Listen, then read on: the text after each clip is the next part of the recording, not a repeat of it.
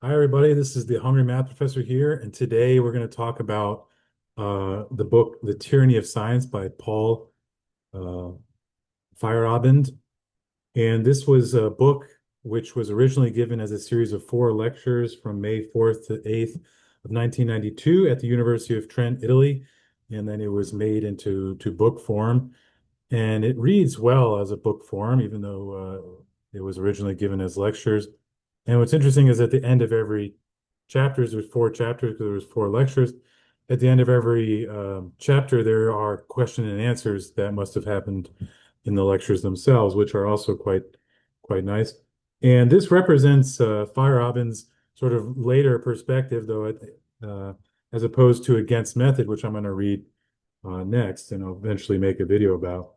Because this was again, the lectures happened in 1992, and he died in February of 1994 at the age of 70. I also started with this book in part because it's short. It's only around 100 and something pages. And so I think you get really to Paul's point of view in just so many pages. So I think it's worth checking out if you're just curious about like what's this guy all about, and you're not sure you want to dive all the way into the longer work Against Method. This might be a good place to start, and that's sort of how I did this as well. And I really enjoyed it. I wouldn't say I agree with everything, but I do enjoy it. I mean, the title, The Tyranny of Science, what a great provocative title, right? For someone who is a very provocative philosopher of science, for sure. And I like in the very beginning, I want to read this quote so you can get an idea of how he expresses it. But right in the very beginning, Paul is very clear to us that he's not going to give us like this very systematic linear account of his points of view. And he does it on purpose. So let me read to you what he how he says it. First of all, I shall not give you a systematic presentation. A systematic presentation removes ideas from the ground that made them grow and arranges them in an artificial pattern. If the pattern pleases influential people, they will write books about it, make it required reading in their university courses, arrange their examinations accordingly, and very soon the pattern will appear to be reality itself. People who do not know it but hear about it will suspect that they are missing something. Popular writers will explain it in simple terms. Movies will celebrate the heroes who invented it, and icons of all shapes and sizes will remind the hoi polloi how little that they really know and how much they have to learn. And so he's being very clear from the very beginning. Like, I'm not going to give you this very clear, systematic, linear ideas. In the same way, I want to say he's not like some of the more extreme postmodern uh, literary critics that whose language is like almost completely understand that you can't understand anything either. I mean, you're going to understand the sentences, you're going to understand the paragraphs. You just might not be able to put the paragraphs into like a cohesive linear story. You're not going to be completely confused, but you are going to feel like, what is the bigger picture here sometimes, right? Or what is he trying to say with this story? So I will say it's very readable, and it's entertaining because he writes in an entertaining way. In fact, I want to read a quote about that as well. Before I say that, though, this part that he talks about how when you present things systematically, it removes ideas from the ground that made them grow. This reminds me of how I felt in grad school, oftentimes when I was being taught, just for example, abstract algebra. It felt like I was just being taught correct ideas about abstract algebra, and there's nothing wrong with that. But it felt like I didn't understand how people came to these ideas. And especially as a grad student, that felt like a disservice to some degree because at some point I was going to have to be a researcher and I was going to have to come up with ideas myself, which I have done at this point in my life. But I remember feeling robbed a little bit of the research process. I remember feeling like it would have been nice for the instructors to present the material with some of the history or maybe just with some indication of how somebody may have come about finding these ideas themselves, right? And that's not easy to do. So I understand that, and it depends on the professor. Some did that more than others, but if you just follow some of the math textbooks in grad school, you just get this very sterilized presentation, correct presentation, of course, but very sterilized presentation of the material, and it was very much removed from the grounds of which bore the fruit of these, more organized ideas. So I do agree with him in that sense, and it reminded me of grad school for sure. Um, but more to his stories, to his writing style, here's another quote. Strictly speaking, my lectures will be fairy tales woven around events that are vaguely historical. That does not really worry me, for I have the suspicion that real scholars also tell fairy tales. Only their fairy tales are longer and much more complicated, which does not mean that they cannot be very interesting. Hearing mere fairy tales may not be your cup of tea. You may want to hear the truth, the capital T truth. Well, if that's what you want, then you are better off elsewhere. Only for the life of me, I can't tell you exactly where that would be. Um, I like this too, and he goes on to remind us that, when we look at history, um, we only get so much information, right? We only have so many sources, and sometimes we have more than others. And then the historian has to tell a story. And he's not trying to say that the historian is like just telling things out of absolutely nowhere. They try to base it on the information that they have. But, this idea that what the historian is telling us is somehow like perfect truth is also a little bit misguided, right? And he's saying like, I'm going to tell you fairy tales based on information from the past. Um, but other people are telling fairy tales too. In some sense, we can't avoid it. We're trying to do the best we can with incomplete information, and he's not going to ask forgiveness for that. But again, it does make his writing entertaining. Um, and he puts him in the tradition of philosophers like Nietzsche, who just has nice writing as well of interesting ideas, and unlike some of the other philosophers who are just hard to read sometimes because it's just pure ideas with no thought about how to present those ideas sometimes. So I do appreciate that. I will say that you may not agree, you may not like what he's saying, but I will think you will at least find this mildly entertaining. And he's going to do a lot of going back to ancient Greece and Aristotle and Plato, but other philosophers as well, Pythagoras. And he's going to tell stories with which he's going to use to try to weave together a point, but again, not in like this super systematic straightforward sort of way. Um, I just want to be clear here that um, Paul clearly wants to criticize science, but I don't think his goal here is to say that we should stop doing science.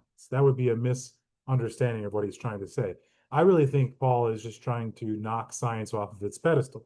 He's trying to point out that science is just it's just one of many ways as human beings we try to make sense of the world, that we try to provide meaning to things, that we try to organize our communities.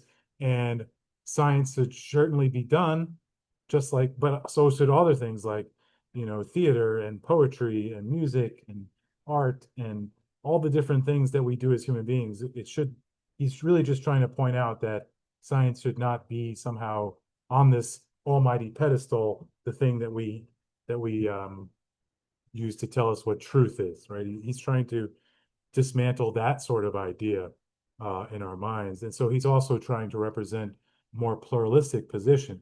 Instead of looking for the truth with the capital T, why don't you just weave a tapestry of different worldviews and ideas in a meaningful way in your community as you're experiencing things together?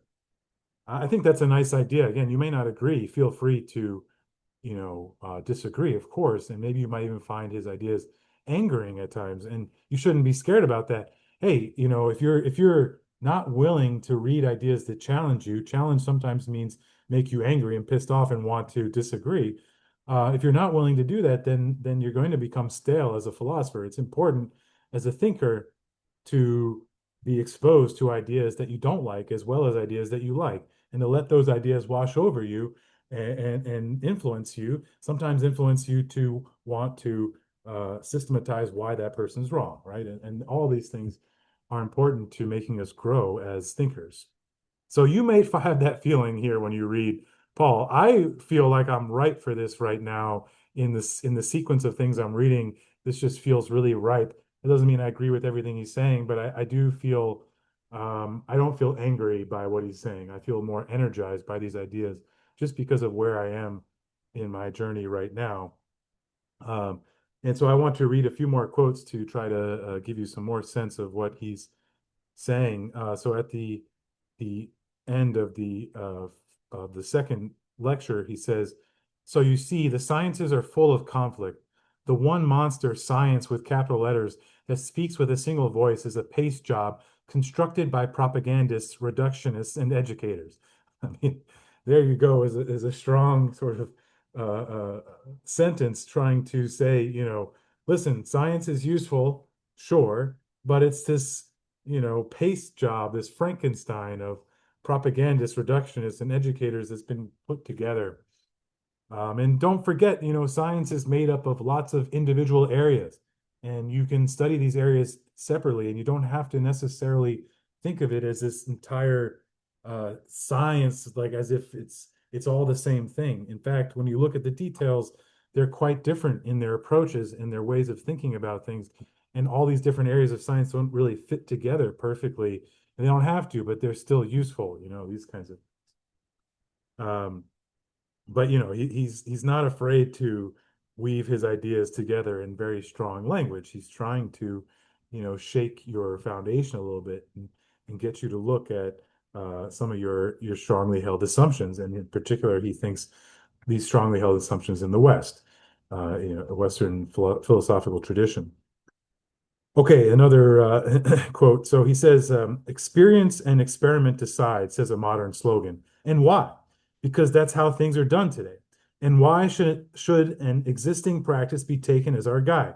After all, there are still other procedures around because experience and experiment have been successful. Successful at what? Successful at bringing peace or at making people more loving? Not a chance. They were successful at finding general laws, which in turn led to interesting technologies. Did they find these general laws by experimental procedures? No, because these procedures were used only later in the history of the West. They arose when the idea of general laws had as yet no empirical foundation. Does this mean that even today we can pursue views without an empirical foundation? Apparently it does. At any rate, all these problems can be clarified, not solved, by taking a look at history. I do not mean to say that history is the answer, while a systematic approach is not. There is no the answer. History is only a first step towards making this discovery. It undermines previous certainties and raises problems for principles that seem to be well established, but is not itself a new and better foundation. What is? I really do not know. As a matter of fact, I think that there is no way of finding a foundation or a form of discourse which is superior to everything else. So for the time being, let me continue with my story of the situation in ancient Greece. So he goes on to tell, more stories. But I mean, this paragraph to me is such a powerful paragraph and just shaking our assumptions, right? We think science tells us that experiment is the ultimate way of finding truth about the world. And Paul is saying, why? Why do you give in to this point of view? Are you sure that that's the case? And again, it's very productive and useful. Again, I don't think he's trying to say to, completely get rid of this, but I do think it's interesting. He says, has this been successful at bringing peace? Has this been successful at making people more loving? That's a question he's asking, right? And I think you can make arguments in some senses that it has, but in a lot of ways it hasn't, right? We can still point to things around the world that are not, peaceful and more loving. And, you know, has medicine helped us to live longer? Yeah. Um, are we living longer in a way that is meaningful? Um, I don't know, right? Like our phones, a very common thing that we think about now is how much our phones are just gluing us to all kinds of different apps. Are phones a bad thing? No, but I think we're all wondering like how much of a good thing is it that we're all glued to our phones, right? So I don't think he's trying to. I mean, he died before the kind of phones we're talking about now. But I think he is trying to get us to ask questions like about how useful these things are. And artificial intelligence is something we're thinking a lot about now. There's a lot of people out there who want to say that artificial intelligence is going to be this great savior, and it probably will do some good things. But, in the long run, are we sure that this is going to be good for us? We don't know.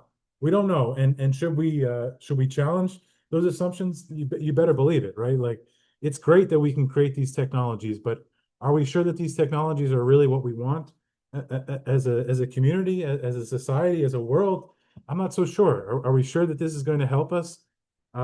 It's not clear. It's certainly not clear, right? And it's worth challenging. Two more quotes I want to read, and then we'll wrap this up. Um, For all these reasons, I think that a systematic account, far from making things clear, replaces the real world of thought and action by a chimera.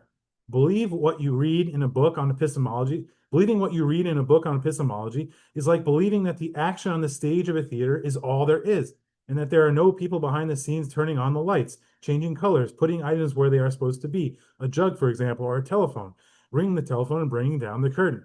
He's trying to say that when you put a conceptualization on the world, it's very useful, and there's nothing wrong with that. But to just let yourself be lulled into this chimera of thinking that it's absolute truth, that's where the problem is. He's saying, don't let these systematic accounts of the world, these conceptualizations of the world, lull you into the sleep of thinking that it's truth. Um, are you so sure, right? Are you so sure that it's truth?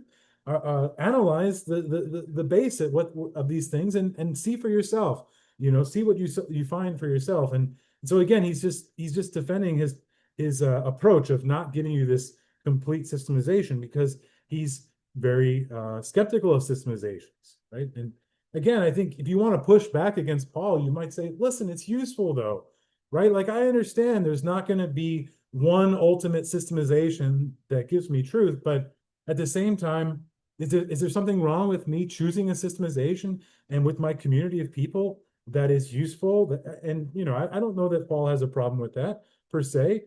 Um, we may want to choose something for ourselves, like a religion or some particular science or some particular practice with a community of people.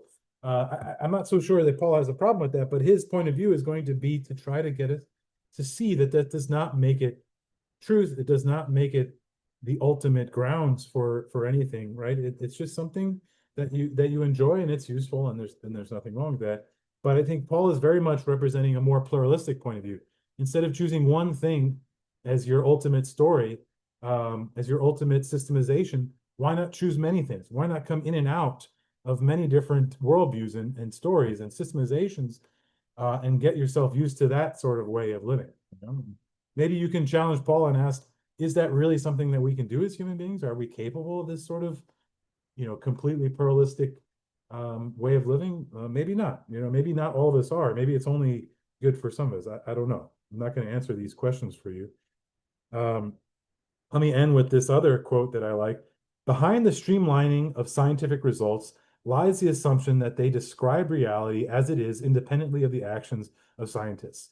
The assumption that there is such reality is highly questionable. So the question arises again, why do people believe it? And giving the official reasons does not answer your question, for you can still ask why the reason sounds compelling to them. Why do you ever accept them? So we have to go into history, and with that, storytelling. Again, he keeps trying to point us back to storytelling because from his point of view, it's all storytelling. And why do we tell stories? Because we want to interact with the people around us, and because we like stories. And these stories are a way of persuading a community to try to see things the way we do. And then they tell us stories, and we go back and forth, right? And that's all we can do as human beings, to build meaning together on this world. And again, Paul is not going to give you this clean sort of this is what philosophy is all about, or this is what we should do. He's just trying to challenge the systemizations out there, in particular the systemization which science seems to present. And I have to applaud him for that, in the sense that, again, I think philosophy is about getting us to look at the assumptions at the core of us, and asking whether those assumptions are the way the kind of assumptions we should make or not, right? And it doesn't mean, when we challenge things, doesn't mean we have to get rid of them. We may get challenged and then only hold on to our ideas even stronger, because we realize, you know what? I see now why people are challenging these ideas, but I also see that these ideas are meaningful to me and are important, and these are why, right? And so I think we should be open to those sorts of challenges. And I encourage you to take a look at this. It's only around 100 or so pages. You may hate it, you may love it, but I think for sure it will challenge you. And please, comment like, comment, and subscribe. And let me know if you hate this. If it makes you angry, feel free to express that anger and let me know where you think this is wrong. And let's have a conversation. I think that's all we can do. So hope to see you at another video.